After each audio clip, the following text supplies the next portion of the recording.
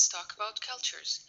In this recording, I want to discuss the Arab-Islamic perspective on human relationships. Well, someone might say, well, aren't human relationships a standard thing that exists in all cultures? Why should it be more specifically discussed in the Arab-Islamic cultures? Well, I would like to explain it this way. Remember, this is the iceberg. We talked about this in the previous recording.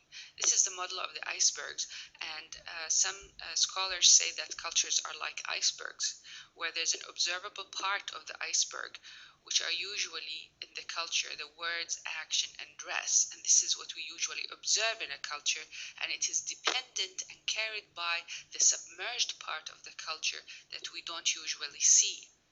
And relationships, how a culture views relationships, is one of these dimensions that are submerged in a culture, and they affect the observable parts. They affect the words, action, and dress of a culture. Now, yes, human relationships exist in all cultures, but the degree to which they affect the observables vary. The degree to which they can affect the way people dress, how they talk, and how they act vary between cultures. This is one thing. And the other thing is the way it manifests itself in the observable is different also between cultures. Okay, let me give you an example. What is a family, and how much of my time does this family take? This is a Western perspective of a family. The person who drew this, it comes, I think, from a Western culture, because this is not the definition of a family from an Arabic Islamic perspective. A family includes the grandparents on both sides, includes all the aunts and cousins and uncles on both sides. I have duties and obligations to all of these people. There's strong relationships, strong ties with them. For example, if we look only at how many times do I see them, how many times do I talk to them, my grandparents could be living with me in the house, so I'd be seeing them every day. Or, for example, at least I would see them once a week, every Thursdays. Friday is a holiday, so every Thursday families get together. Friday evening is a family night. So people don't invite each other, friends don't invite each other on a Thursday night. So don't expect that. If you come and live in the Arab world and you expect to go out with somebody on Thursday night, this is not going to happen, because that is the family night. They have to go visit their grandparents, they have to see their cousins, they have to see their uncles, their aunts, and so on. And so there's very strong ties between all of these people. We can look at it in another way too. This is a nuclear family, and we have the parents and the siblings, and so there are rights and obligations and responsibilities within that circle.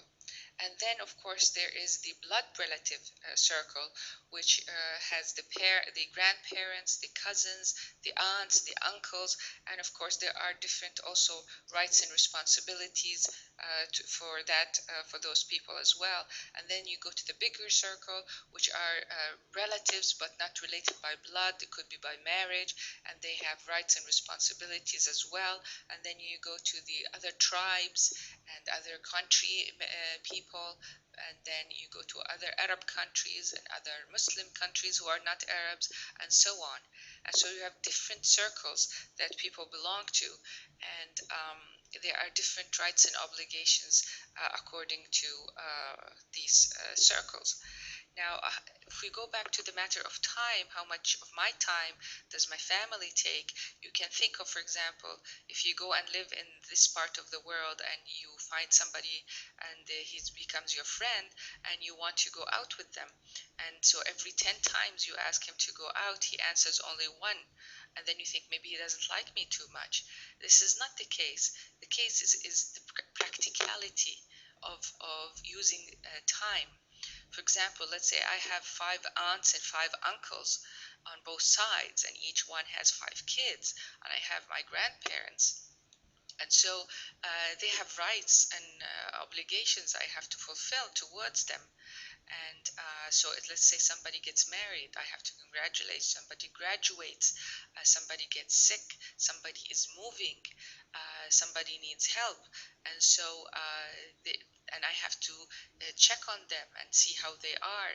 And of course, they do the same thing for me. They're there for me every single time I need them. If I get sick, they're there, phoning, coming. If I have to move, the whole family is there. If I'm at the hospital, the room is continuously filled with people coming and going and bringing me stuff and taking care of my things, and always. And so these strong ties exist between all these circles. Duties, obligations. Don't look at them as required stuff. It is something that is natural and it comes from somebody's heart. This is my cousin. This is my aunt. This is my grandfather. And so I have to do these things for them. And they do the same thing for me. And so it is a practicality of time that all the activities of an Arab or a Muslim is spent within these circles of family relatives. And there's less time to be spent with people who are outside these circles. And so this is how much it affects human relationships. And this is, I'm only talking about family, affects my time within the Arab Muslim world. I will also in future recordings be talking about some of the points that Hofstede mentioned in his book. It's a very good book, worthy of buying and keeping. And he talks about collectivist versus individualist cultures. Now he says that some cultures are more collectivist cultures and some cultures are more individualistic cultures. And he puts them on a range. And if you want more information, you can go back to the book. It's a very good book, and he has also a web page for that. And so what I wanted to say about this is the Arabs are more collectivist cultures than, for example, Americans. And so the more you are from a culture that is more towards the individualistic range, then you are more, there's more chances that you are different than the Arabs.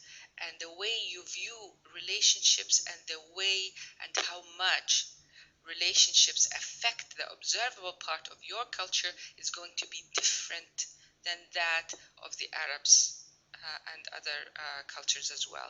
So there's more chances for misunderstandings.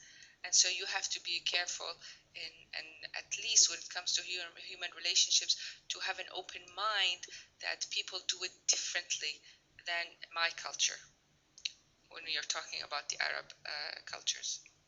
So I'm going to be in future recording talking about some of the examples that Hofstede puts in his book about, for example, decision making, about identity, and how these human relationships affect those parts and how it comes out in the observables. However, I'm going to put to it an Arab Islamic twist.